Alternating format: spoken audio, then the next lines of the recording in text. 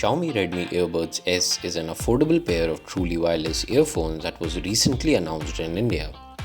Let's get to the unboxing of the Redmi Earbuds S. The Redmi Earbuds S comes packed in this small box. Opening the box, you will see the carrying case neatly packed inside. Keeping it aside and opening the box from the other end, you will find a user manual and two pairs of ear tips. And that's all you will find inside the box of the Redmi Earbuds S. The Redmi Earbuds S are compact and lightweight, with each earbud weighing in around 4.1 grams.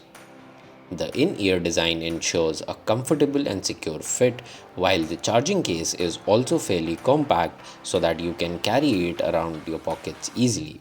There's a gaming mode that enables a low 122 milliseconds latency while gaming on your smartphone. The Redmi Earbuds S is powered by 7.2mm audio drivers that are capable of delivering a powerful bass with dynamic sound profiles.